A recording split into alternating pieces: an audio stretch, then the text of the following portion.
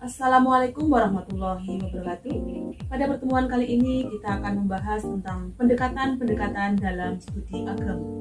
Pendekatan dalam studi agama maksudnya adalah kita memahami sesuatu dengan aspek-aspek. Aspek-aspek yang dimaksud di sini adalah aspek ilmu pengetahuan. Jika pengetahuan kita hanya sedikit, mungkin kita akan dengan mudah untuk menyalahkan orang lain, sehingga nantinya bisa jadi akan terjadi konflik-konflik yang tidak bisa dihindarkan. Agama harus dipelajari dari berbagai aspek, dari berbagai ilmu pengetahuan, agar kita dapat memahami agama itu secara sempurna, secara kafah, secara utuh.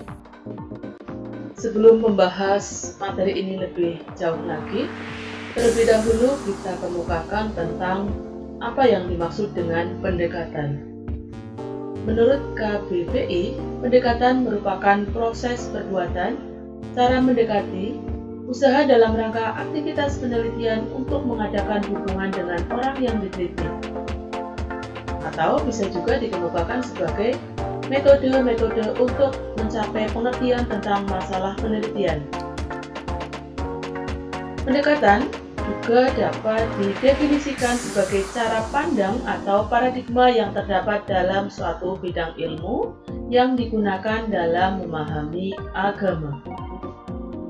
Ada beragam pendekatan-pendekatan dalam studi Islam. Dari keberagaman tersebut, pada pembahasan kali ini, pendekatan-pendekatan yang akan dibahas yang pertama adalah pendekatan teologis, ada pendekatan sosiologis, kemudian pendekatan filosofis, pendekatan antropologis, dan yang terakhir adalah pendekatan feminis. Masuk pada pendekatan yang pertama, yaitu pendekatan teologis. Sebelumnya kita akan melihat bahwa secara leksikal di sini teologi terdiri dari dua kata, yaitu theos yang berarti Tuhan dan logos yang berarti adalah ilmu. Teologi atau agama mengandung dua kelompok ajaran. Yang pertama adalah sebagai ajaran dasar yang diwahyukan oleh Tuhan melalui rasul-rasulnya kepada masyarakat manusia. Sedangkan yang kedua, berdasarkan penjelasan-penjelasan para pemuka atau pakar agama yang membentuk ajaran agama.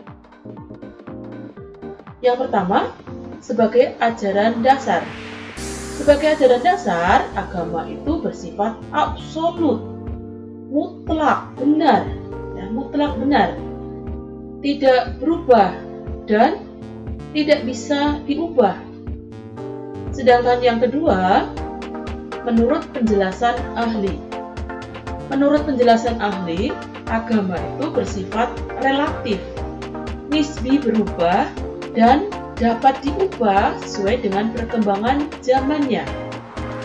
Jadi dengan demikian, dalam teologi atau agama, di sini masih terbuka kemungkinan adanya dialog hal-hal yang sifatnya adalah normatif. Pada pendekatan teologis yang akan lebih jauh dibahas di sini adalah pada pendekatan teologis dalam konteks pluralisme.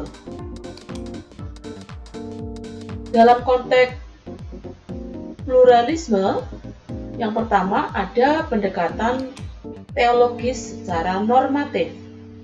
Pendekatan teologis normatif di sini kita akan didekatkan bahwa pemahaman agama merupakan pendekatan yang menekankan pada bentuk formal atau simbol-simbol keagamaan yang masing-masingnya nantinya akan mengklaim bahwa dirinya itu sebagai yang paling benar, sedangkan yang lainnya adalah sebagai yang salah.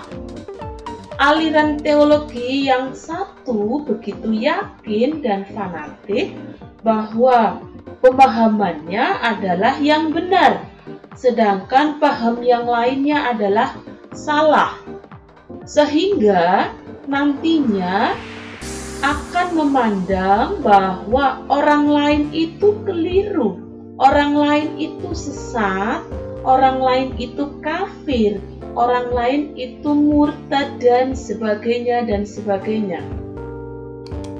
Kemudian yang kedua ada pendekatan teologi dialogis. Pada pendekatan teologi dialogis, di sini pendekatan tersebut akan memperkaya pemahaman bahwa antara pemeluk agama lain bisa memberikan penjelasan tentang keyakinan dan amalan yang kadang-kadang dianggap kurang berguna. Di sini kita bisa mengambil manfaat dan mengambil contoh, ya, contoh-contoh kegiatan dari agama lain, terutama misalkan sebagai contohnya adalah dalam pekerjaan-pekerjaan sosial dengan agama yang lain. Sebagai pekerjaan-pekerjaan sosial dengan agama yang lain, ya, dapat meneladani hal-hal yang positif di mana selama hal tersebut itu tidak mencampur adukan prinsip-prinsip akidah dari agama masing-masing. Jadi intinya pada memperkaya pemahaman pemeluk agama adalah tidak mencampur adukan prinsip-prinsip akidah dari masing-masing agama tersebut. Yang ketiga, ada pendekatan teologis konvergensi. Pada pendekatan teologis konvergensi, di sini kita bisa melihat bahwa orang bisa berbeda, ya, dalam belief, tetapi menyatu dalam faith atau iman. Sebagai contoh, dalam masyarakat Islam, di dalamnya kita bisa melihat terdapat berbagai aliran teologis maupun aliran fikih. Belief merupakan mereka yang berbeda yang memungkinkan sikap keagamaan yang berbeda pula, tetapi mereka satu dalam faith, yaitu tetap mengakui Allah sebagai Tuhan yang satu dan Muhammad adalah sebagai Rasul Allah. Dalam belief atau respon keagamaan yang berbeda, tetapi hakikatnya menyatu. Hakikat yang menyatu yang dimaksud di sini adalah menyatu dalam faith, yaitu mengakui adanya Tuhan sebagai Sang Pencipta. Pendekatan yang kedua adalah pendekatan sosiologis. Secara etimologi, kata sosiologi berasal dari bahasa Latin, yaitu dari kata sosios yang berarti teman dan logos yang berarti berkata atau berbicara. Jadi, sosiologi artinya berbicara tentang manusia yang berteman atau bermasyarakat. Sedangkan secara terminologi, sosiologi adalah ilmu yang mempelajari dan proses-proses sosial, termasuk di dalamnya adalah perubahan-perubahan sosial. Secara sosiologis, agama mengandung kepercayaan dengan berbagai praktek pengalaman ibadahnya dalam kehidupan bermasyarakat. Agama merupakan masalah sosial, karena agama adalah bagian dari masyarakat. Tidak ada agama tanpa masyarakat. Begitu juga sebaliknya, jika dilihat secara antropologis, tidak ada masyarakat yang tidak beragama. Dalam materi ini, kita bisa melihat bahwa sosiologi dalam Islam adalah ilmu yang berusaha untuk mengetahui cara-cara mengendalikan proses pendidikan untuk mengembangkan kepribadian dari individu, di mana mengembangkan kepribadian individu ini agar lebih baik sesuai dengan ajaran agama Islam. Mengatur bagaimana seseorang individu berhubungan dengan individu-individu yang lainnya sesuai dengan kaidah-kaidah Islam yang akan mempengaruhi individu-individu tersebut dalam mendapatkan serta mengorganisasikan pengalamannya. Oleh karena itu, pada pendekatan sosiologi sebenarnya berbicara mengenai kita dan masyarakat di mana kita itu hidup dan berinteraksi. Pada pendekatan sosiologi, kita dapat menggunakan beberapa teori. Yang pertama adalah teori fungsionalisme. Teori fungsionalisme merupakan teori yang mengasumsikan bahwa masyarakat sebagai organisme ekologi mengalami pertumbuhan. Semakin besar pertumbuhan, maka akan semakin kompleks pula masalah-masalah yang dihadapi. Sedangkan teori yang kedua yaitu teori interaksionisme. Pada teori ini diasumsikan bahwa dalam masyarakat pasti ada hubungan antara masyarakat dengan individu atau bisa juga hubungan antara individu dengan individu. Sedangkan pada teori yang kedua yaitu teori konflik. Pada teori konflik kita bisa melihat bahwa suatu kepercayaan dalam setiap masyarakat mempunyai kepentingan atau interest, dan kekuasaan atau power merupakan pusat dari hubungan sosial. Melalui pendekatan sosiologi ini,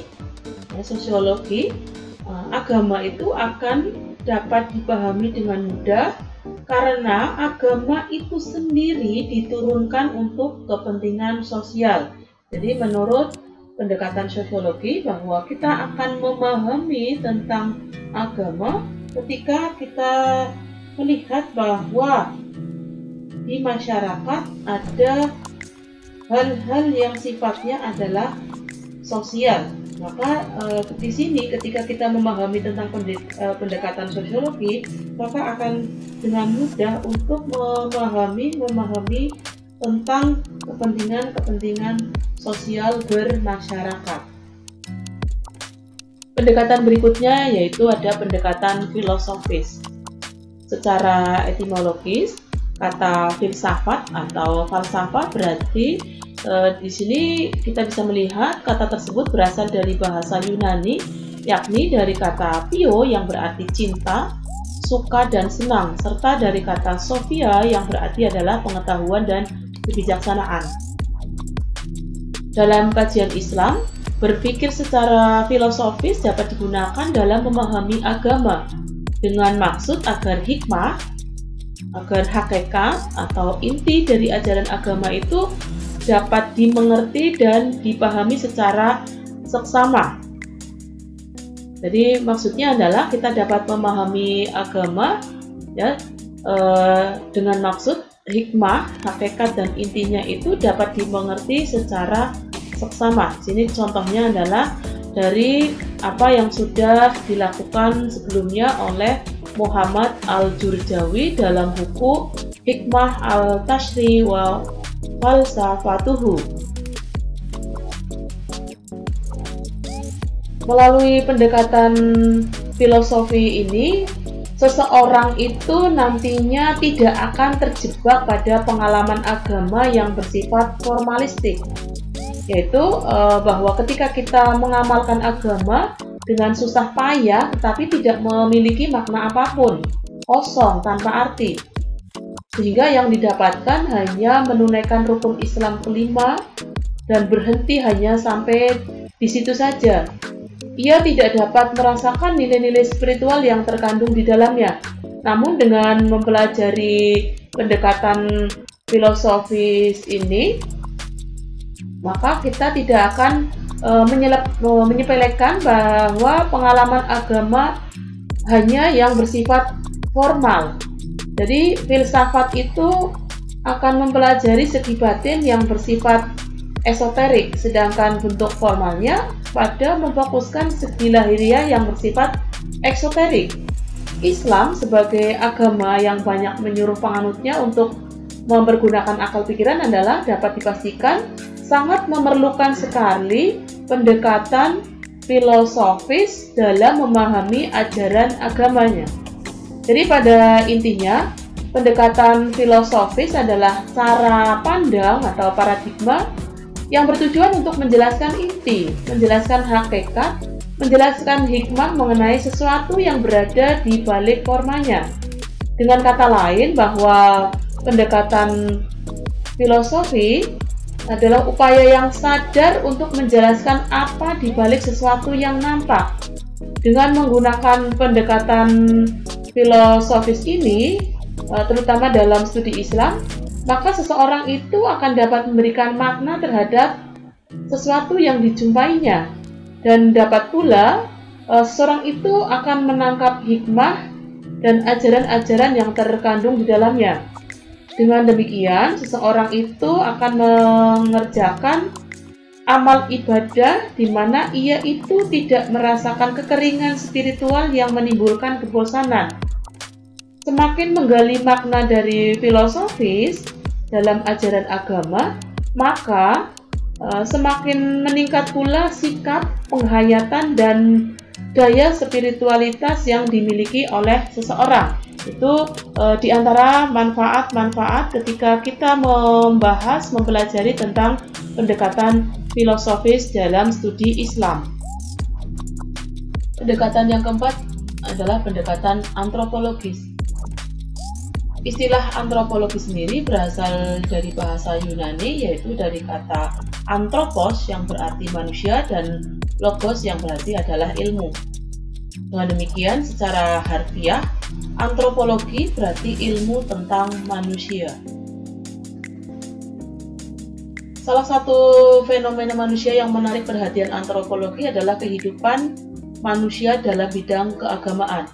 Nah, di sini kita bisa mencontohkan hal yang sudah dikemukakan oleh Anthony. Anthony ini mendefinisikan bahwa agama itu sebagai perangkat upacara yang kemudian diberi rasionalisasi mitos dan yang menggerakkan kekuatan-kekuatan supranatural dengan maksud untuk mencapai dan menghindarkan suatu perubahan keadaan pada manusia atau alam. Definisi ini, yaitu menurut Anthony, bahwa di dalamnya menunjukkan agama itu merupakan sarana manusia untuk mengatasi persoalan serius yang dihadapinya. Hal itu dilakukan dengan melaksanakan upacara keagamaan yang dianggapnya sebagai gejala utama agama atau disebut agama sebagai bentuk praktik. Di sini agama dipahami sebagai kepercayaan dan pola perilaku. Dalam konteks agama, antropologi mengamati keyakinan akan adanya kekuatan yang mempengaruhi kehidupan manusia yang berasal dari luar diri dan alam semesta yang tidak nampak oleh panca indera. Ketertarikan antropologi terhadap kehidupan beragama manusia inilah yang kemudian memunculkan disiplin antropologi agama. Dalam hal ini, antropologi itu memandang bahwa agama itu merupakan bagian dari kebudayaan manusia. Yang selanjutnya, bahwa antropologi itu berusaha untuk mengkaji hubungan antara agama dengan pranata sosial yang ada di masyarakat. Oleh karena itu, sebagai ilmu yang membahas tentang manusia, antropologi ini memiliki nilai penting untuk membantu memahami agama yang dianut oleh manusia, terutama memahami bagaimana manusia memahami dalam menginterpretasi dan mengaplikasikan agamanya dalam kehidupan sehari-hari. Itu manfaat dari kita memahami tentang pendekatan antropologis. pendekatan yang terakhir kita akan membahas tentang pendekatan feminis. Secara mendasar kita lihat terlebih dahulu bahwa feminis adalah sebuah kata yang diambil dari kata Perancis feminisme dan berasal dari kata Latin femin yang maksudnya adalah wanita atau jenis perempuan. Kalau kita melihat perempuan di sini, bahwa pada zaman jahiliyah perempuan itu menjadi objek yang tertindas dari kalangan laki-laki, yang kemudian pada Rasulullah sebagai pembawa risalah, harkat martabat perempuan ya akan diangkat derajatnya. Tetapi kemudian kalau kita melihat bahwa harkat martabat wanita yang sudah diangkat, ya tetap saja ada ajarannya yang mungkin disalahartikan. Sehingga pada pendekatan feminis ini, terutama dalam studi agama, tidak lain merupakan suatu transformasi kritis dari tinjauan teoritis yang ada dengan menggunakan gender sebagai kategori analisis utamanya. Tujuan utama dari feminis adalah mengidentifikasi sejauh mana terdapat persesuaian antara feminis dan pandangan keagamaan terhadap kedirian, dan bagaimana menjalin interaksi yang paling menguntungkan antara satu dengan yang lainnya. Feminisme religius seperti yang bisa kita lihat bahwa suatu keyakinan feminisme dan agama, keduanya itu sangat signifikan bagi kehidupan perempuan maupun dalam kehidupan kontemporer pada umumnya. Dari pembahasan tadi bisa ditarik sebuah kesimpulan bahwa saat ini pada masa sekarang, ketika umat Islam sedang menghadapi tantangan dari kehidupan dunia dan budaya modern, maka kehadiran dari studi Islam menjadi sangat urgent, sangat penting. Agama sangat diperlukan untuk terlibat secara aktif di dalam memecahkan berbagai masalah yang dihadapi oleh umat manusia. Agama tidak boleh hanya sekedar menjadi lambang kesalehan atau berhenti sekadar disampaikan dalam khutbah, melainkan secara konseptual harus menunjukkan cara-cara yang paling efektif dalam memecahkan masalah. Dengan demikian, studi Islam itu diharapkan akan berkembang dan mampu beradaptasi dengan dunia modern, serta mampu menjawab tantangan kehidupan di dunia dan budaya modern. Di samping itu, melalui pendekatan-pendekatan studi keagamaan, kehadiran agama secara fungsional itu akan dirasakan oleh penganutnya.